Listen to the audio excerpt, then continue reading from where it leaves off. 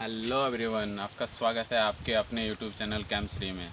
आज मैं फिर उपस्थित हुआ हूँ और जनरल ऑर्गेनिक केमिस्ट्री के एक नए वीडियो के साथ, जिसमें हम लोग बात करेंगे हाइपर कॉन्जुगेशंस के बारे में। इससे पहले हमने बात किया था रेजोनेंस के बारे में, inductive effect and mesomeric effect के बारे में। अगर आपने वो वीडियो नहीं दिया है तो मैं डिस्क्रिप्शन में उसका लिंक दे दूँगा, आप लोग देख सकते हैं। चलिए हम लोग बात करते हैं हाइपर कॉन्जुगेशंस के बारे में। हाइपर कॉन्जुगेशन यानी इसे हम लोग नो बॉन्ड रेजोनेंस भी बोलते हैं।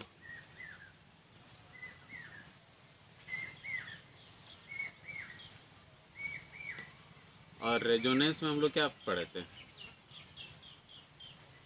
रेजोनेंस में हमने पढ़ा था डीलोकलाइजेशन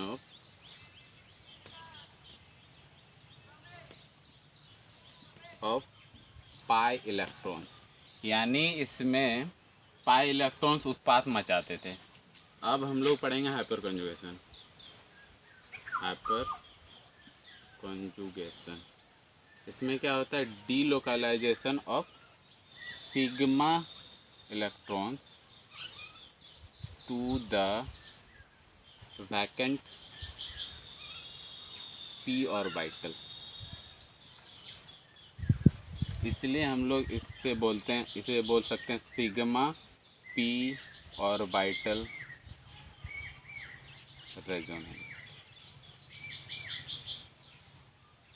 रेजोनेंस कहते हैं। अगर इसमें हम लोग बेसिकली 4 चीज़ों पे बात करेंगे।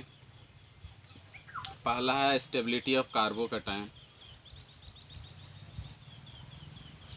दूसरा है स्टेबिलिटी ऑफ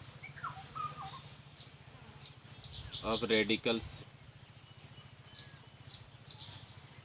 तीसरा है हमारा स्टेबिलिटी ऑफ एल्कीन, चौथा है स्टेबिलिटी ऑफ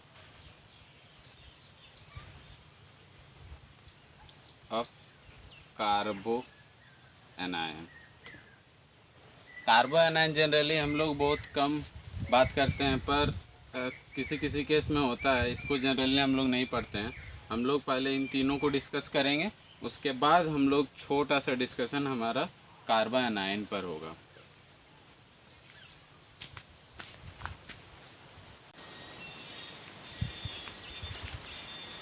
चलिए बात करते हैं हाइपर कॉन्जुगेशन इन कार्बोकैटायन। कार्बोकैटायन में मीन्स वो इलेक्ट्रॉन डेफिशिएंट होगा,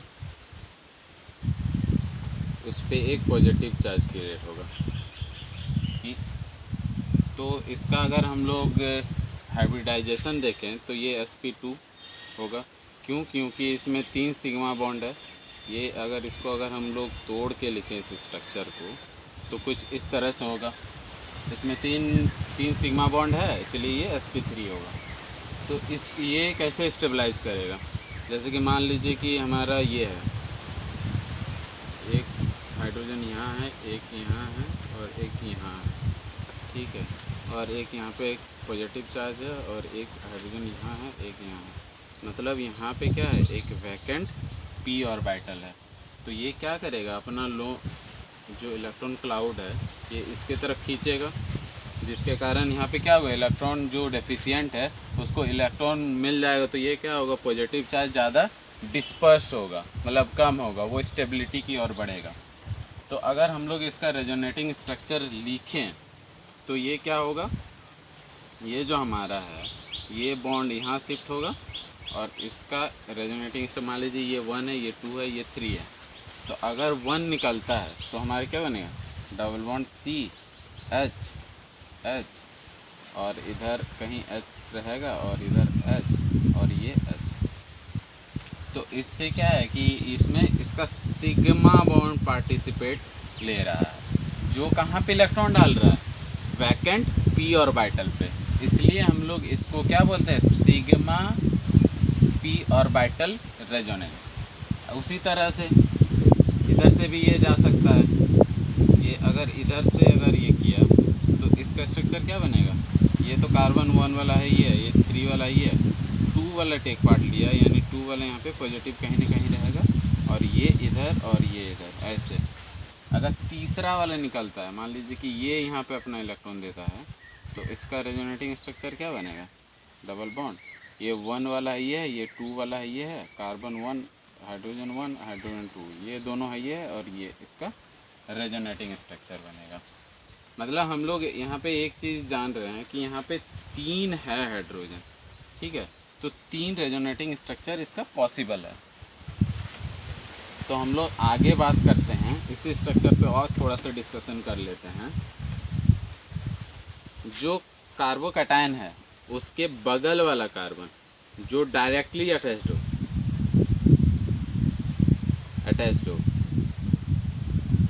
अटैच्ड कार्बन को हम लोग क्या बोलेंगे, अल्फा कार्बन। और उस कार्बन में जितने number of hydrogen atom attached है डायरेक्टली, उसको हम लोग क्या बोलेंगे, अल्फा हाइड्रोजन। मतलब यहाँ पे क्या है, एक कार्बन है डायरेक्टली अटैच्ड, इसमें कितने नंबर ऑफ, तो ये क्या है, अल्फा कार्बन, और इससे 3 हाइड्रोजन अटैच्ड है, तो ये इसको क्या बोलेंगे, 3 अल्फा हाइड्रोजन। इसमें एक ही स्टेटमेंट है जिसको आपको बहुत अच्छी तरह से याद रखना है, ठीक है। वही स्टेटमेंट से इसका सारा क्वेश्चन सॉल्व हो जाता है। स्टेटमेंट में लिखता हूँ, more the number of alpha hydrogen is equal to more will be the resonance hyper conjugative structure, hyper conjugative structures is equal to more the number of hydrogen, alpha hydrogen जितना ज़्यादा होगा उसमें उतना hyper conjugative structures होगा, और जितना ज़्यादा hyper conjugative structures होगा मोर will be the stability.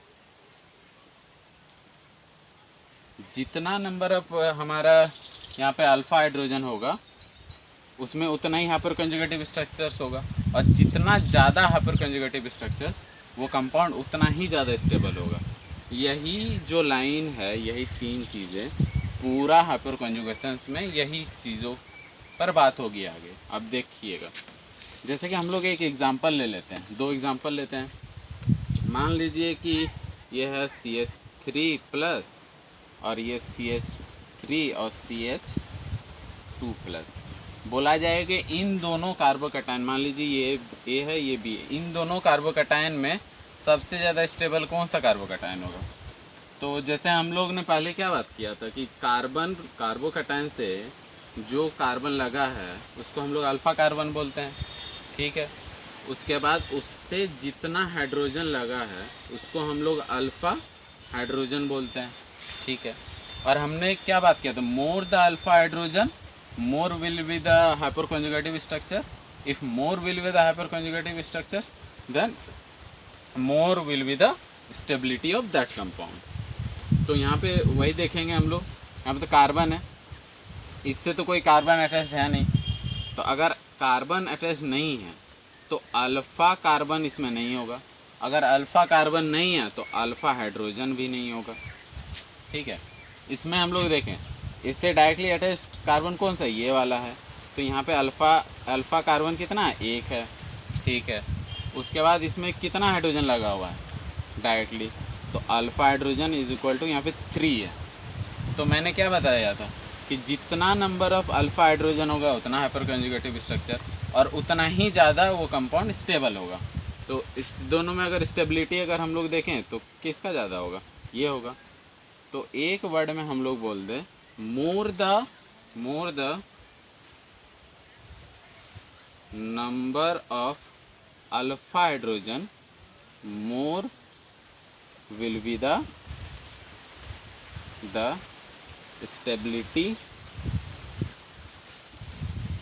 Stability of carbocation, ठीक है। अगर हम लोग और सारा अगर एग्जांपल लेके बात करें, मान लीजिए ये हो गया, आपको एक एग्जांपल मैं बनाने देता हूँ, ठीक है। जैसे कि मान लीजिए कि आपके पास ये है, CH3 C प्लस CH3। अच्छा यहाँ पे ये हो गया। और मान लीजिए कि CH3 CH2 प्लस।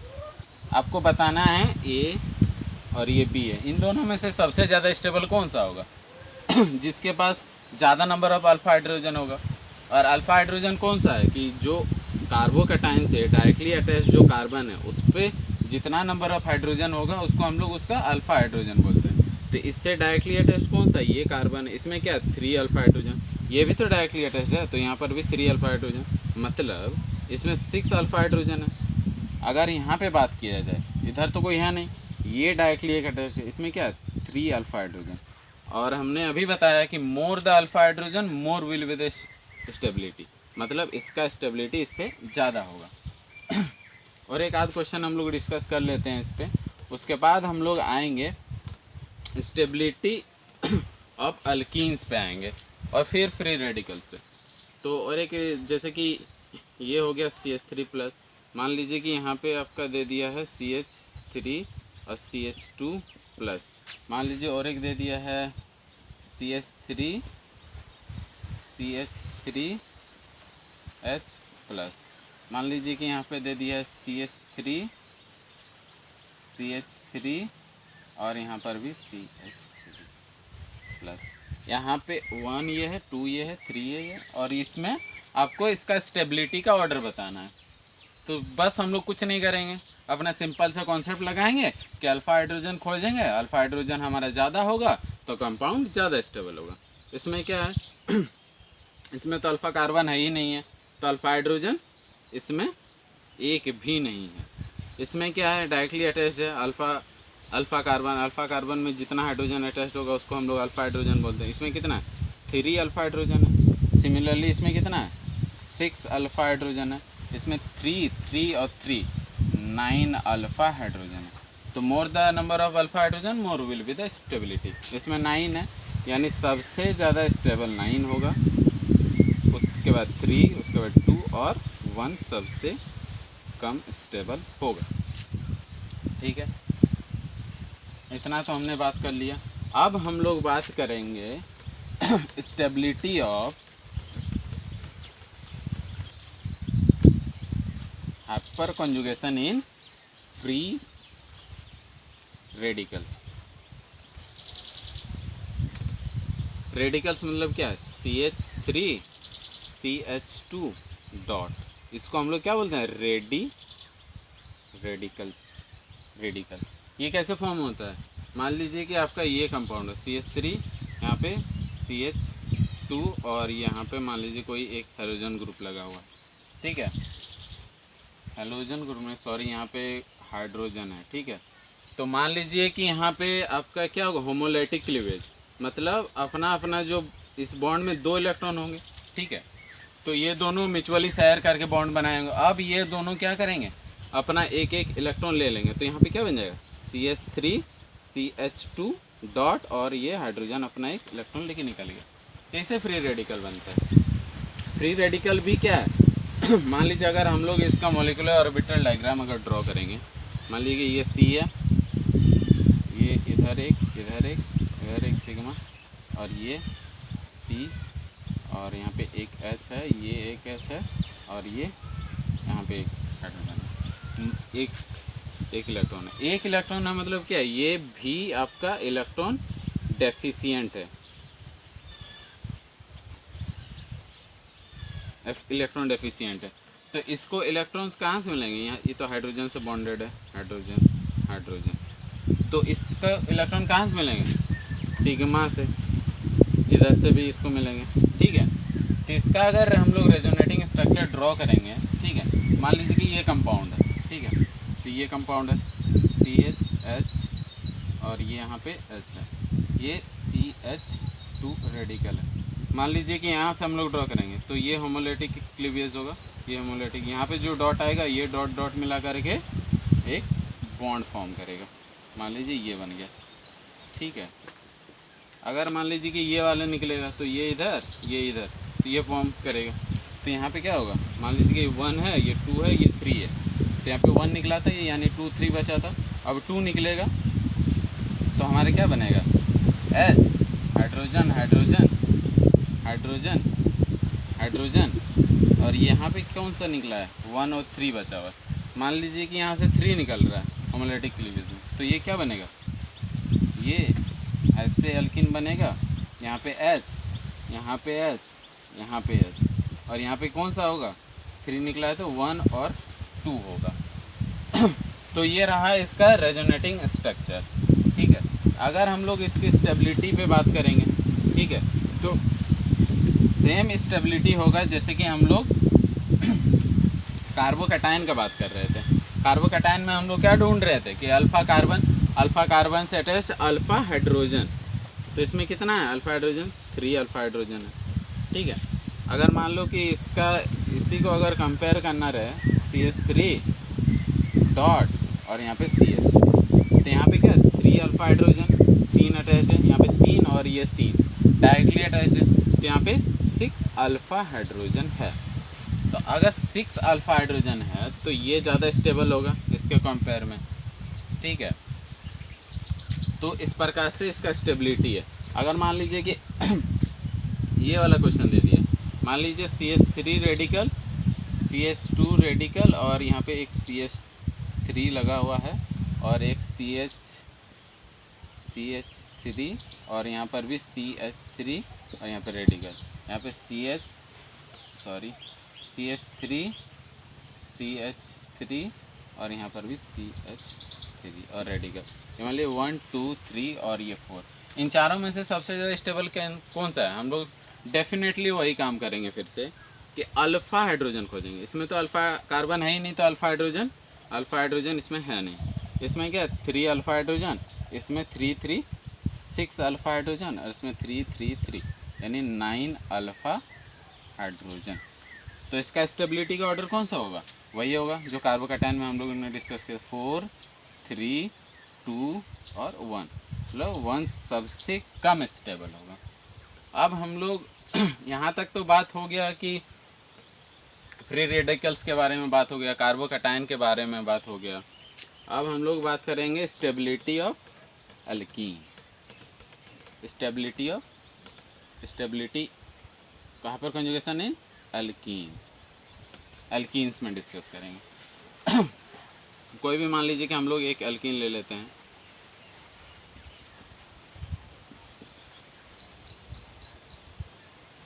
ये रहा हमारा एल्कीन। इसमें हम लोग अल्फ़ा हाइड्रोजन कैसे ढूंढेंगे, क्योंकि हमने देखा था अल्फ़ा हाइड्रोजन ज़्यादा होगा तो ज़्यादा स्टेबल होगा। तो ये रहा हमारा एल्कीन, इससे जो भी कार्बन डाइऑक्साइड अटैच है वो हमारे क्या अल्फ़ा हाइड्रोजन के साथ जितना भी हाइड्रोजन लगा हुआ है तो वो क्या है उसका अल्फ़ा हाइड्रोजन। तो यहाँ पे कितना लगा हुआ है 3 यानी 3 अल्फ़ा हाइड्रोजन। अगर हम लोग स्टेबिलिटी की बात करें, मतलब इसको अगर और एक क्वेश्चंस के तौर पे हम लोग देखें, मान लीजिए कि ये है आपके पास CH2 CH double bond CH3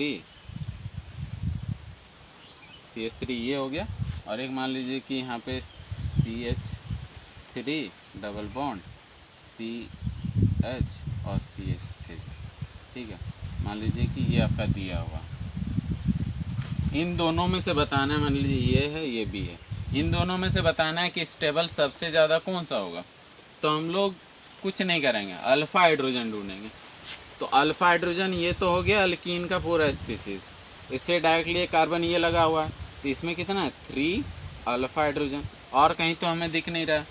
अगर दूसरे वाले केस के बारे में बात करें हम लोग, तो यहाँ पे क्या है 3 है और यहाँ पर भी 3 है, मतलब इसमें 6 अल्फ़ा हाइड्रोजन है। ठीक है, तो इस तरह से इसका स्टेबिलिटी, तो इसमें क्या है 6 alpha hydrogen, more the alpha hydrogen more will be the stability, तो इसका स्टेबिलिटी ज़्यादा होगा। मान लीजिए ए है तो बी का स्टेबिलिटी ए से ज़्यादा होगा। ठीक है, अच्छा ठीक है, हम लोग इतना तक तो जान गए। अब हम लोग एक क्वेश्चन डालते हैं जिसमें थोड़ा सा कन्फ्यूज़न हो सकता है आप लोग को। ठीक है, मान लीजिए कि ये अल्कीन हमने ले लिया एक, और यहाँ पे एक CH3 लगा दिया, तो यहाँ पे CH2 एक। ठीक है, दूसरे नंबर पे हमने और एक एल्कीन ले लिया, ठीक है, इसमें CH3 लगाया, इसमें CH3 लगाया, ठीक है। तीसरा लेकिन हमने लिया कि यहाँ पे H लगाया और इधर CH3 लगाया, और यहाँ पे एल्कीन और इधर CH3 लगाया, ठीक है। चौथा वाला में हम लोग करेंगे क्या कि मान लीजिए कि ये हो गया डबल बॉन्ड CH, यहाँ पे CH3 एक लगाया, इधर भी एक CH3 लगाया, और सॉरी मान लीजिए कि यहाँ पे एक CH3 लगाया, ठीक है, और यहाँ पे एक H और यहाँ पे एक H। तो इन चारों में से बताना है कि सबसे ज़्यादा स्टेबल क्या है। 3 और 4 में हम लोग देखेंगे तो ये क्या है हमारा ट्रांस, और ये क्या है सिस, ठीक है। तो ट्रांस और सिस में क्या होता है, ट्रांस ज़्यादा स्टेबल होता है सिस से। तो ये तो हम लोगों को पता चल गया। अब बात करना है, अच्छा हाँ, इससे पहले आप लोग अगर इसको मिटा देते हैं, ये वाला नहीं अगर लेते हैं, मान लीजिए कि इन तीनों में बताना है, ठीक है। तो इन तीनों में स्टेबिलिटी अगर बताना है तो यहाँ पे तो मैंने देख लिया कि सिस है, ये ट्रांस है और ये सिस है, तो ट्रांस ज़्यादा स्टेबल होगा सिस से। तो सब में देखिएगा तो 6 अल्फा हाइड्रोजन है, ठीक है, 6 अल्फा H, ठीक है। अब डिसाइड करना है जो ये हमारा पहला वाला कंपाउंड है वो ट्रांस से स्टेबल है कि नहीं ज़्यादा, ठीक है। तो हम लोग चलिए इसका ड्रॉ करते हैं। मान लीजिए कि इसको जानने के लिए हमें तो यहाँ पता चल ही गया है कि ये ट्रांस वाला ज़्यादा स्टेबल है। अगर मैं, ठीक है, और इसका स्टेबिलिटी ट्रांस से ज़्यादा होता है, मतलब 1 का स्टेबिलिटी 2 और 3 फॉलोड बाय, ठीक है। तो हमें प्रूव करना है कि 1 और 2 में 1 ज़्यादा स्टेबल है। तो हम लोग अगर इसका रेजोनेटिंग स्ट्रक्चर अगर देखेंगे तो हमें बहुत अच्छे से समझ में आएगा कि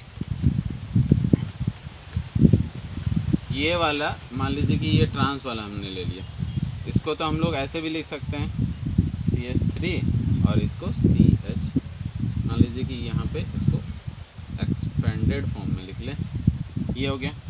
और मान लीजिए दूसरा स्ट्रक्चर मैंने जिसको ज़्यादा स्टेबल कहा था, मान लीजिए कि ये है हमारा H2 और यहाँ पे CH3 और यहाँ पे CH3, ठीक है। इसको एक्सपेंडेड फॉर्म में लिख लेता हूँ, इधर H, ये H और इधर हाइड्रोजन, ठीक है। अब हम लोग इसका हाइपर कंजुगेटिव स्ट्रक्चर ड्रॉ करेंगे। मान लीजिए ये इधर शिफ्ट हो गया और ये इधर शिफ्ट हो गया, तो इसका हाइपर कंजुगेटिव स्ट्रक्चर हम लोग क्या लिख सकते हैं, C डबल बॉन्ड CH2 और यहाँ पे C और यहाँ पे ये और यहाँ पे CH3, यहाँ पे नेगेटिव चार्ज।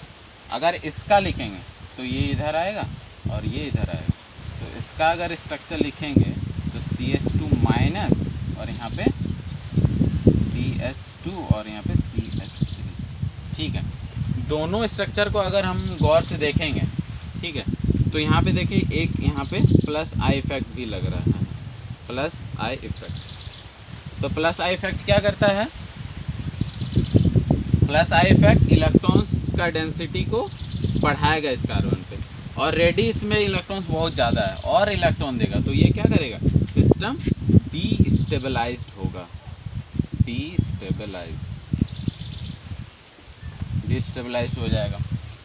उसी प्रकार इसमें अगर देखेंगे तो इसका नेगेटिव चार्ज क्या है, इधर डिस्पर्स्ड है, तो नेगेटिव चार्ज किसी एक पर्टिकुलर जगह पे नहीं है, डिस्पर्स है, मतलब ये यहाँ भी है, यहाँ भी हो सकता है, यहाँ भी हो सकता है पर्टिकुलर समय पे, मतलब इन दोनों के बीच में वो फ्लक्चुएट हो रहा है, ठीक है। तो ये क्या करेगा अपना, ये इसका जो है नेगेटिव चार्ज ज़्यादा स्टेबल है एज़ कम्पेयर टू ये, इसीलिए इसका जो स्टेबिलिटी है इससे ज़्यादा होता है, ठीक है। इतना तो हम लोग समझ गए हैं, हमने पढ़ लिया हाइपर कंजुगेशन इन अल्कीन भी पढ़ लिया। अब हम पढ़ेंगे हाइपर कंजुगेशन। अच्छा, उससे पहले और एक क्वेश्चन मैं आप लोगों को देता हूँ, तो आप लोगों को ऑर्डर ऐसे से पता हो जाएगा। सबसे पहले हमारा कौन सा ऑर्डर है, मान लीजिए कि ज़्यादा सब्स्टिट्यूटेड वाला, ठीक है, CH3 और यहाँ पे CH3 और यहाँ पे CH3, ठीक है, ये सबसे ज़्यादा होगा। उसके बाद कौन सा होगा, डबल बॉन्ड CH3, CH3H, ये होगा। उसके बाद क्या होगा, डबल बॉन्ड CH3 अभी जो हमने पढ़ा था। उसके बाद कौन सा होगा, ट्रांस वाला CH3 और यहाँ पे CH3H, ठीक है। उसके बाद कौन सा होगा, सिस वाला, सबसे कम स्टेबल हमारा सिस अल्कीन होता है। तो ये है उसका ऑर्डर स्टेबिलिटी का, ठीक है। तो हमने तो यहाँ तक पढ़ लिया कि कॉन्जुगेशन इन एल्कीन कैसा होता है, उसका स्टेबिलिटी कैसे जानते हैं। तो कैसे यहाँ पे देख लीजिए, अल्फ़ा हाइड्रोजन के माध्यम से किया था, और इन तीनों में अल्फ़ा हाइड्रोजन सेम है। तो इससे पहले हमने इसको एक्सप्लेन किया है बहुत अच्छे तरीके से, ठीक है। तो अगर आगे हम लोग बात करेंगे हाइपर कॉन्जुगेशन इन कार्बोएनायन, मतलब यहाँ पे ये है CH3 और यहाँ पे CH2 माइनस। यहाँ ये तो पॉसिबल है नहीं, आपको भी पता लग रहा है। जैसे कि यहाँ पे नेगेटिव चार्ज है, ये क्या है, प्लस आई इफेक्ट दिखाता है ये। तो ये क्या करेगा, इस नेगेटिव चार्ज को और ज़्यादा डिस्टेबल करेगा। तो ये तो नहीं होगा, इसलिए मैंने कहा था कि हम बहुत कम पढ़ेंगे कार्बन एनायन के बारे में, बट होता है इसमें भी। अगर मान लीजिए कि इसी में एक हम लोग CH2 और यहाँ पे NO2 और CH2 माइनस, एक क्या है मेरा इलेक्ट्रॉन विड्रॉइंग ग्रुप। अगर हम लोग इलेक्ट्रॉन विड्रॉइंग ग्रुप लगाएंगे तो ये क्या करेगा, ये जो बॉन्डिंग पेयर्स ऑफ इलेक्ट्रॉन्स को अपने तरफ खींचेगा। तो क्या करेगा, ये नेगेटिव चार्ज ज़्यादा डिस्पर्स होगा और ये ज़्यादा स्टेबल होगा, ठीक है। तो यहीं तक रहा आज का वीडियो। अगर आपको ये वीडियो अच्छा लगा होगा तो प्लीज़ लाइक, शेयर और सब्सक्राइब करें और अपने दोस्तों को भी बताएं। Thank you.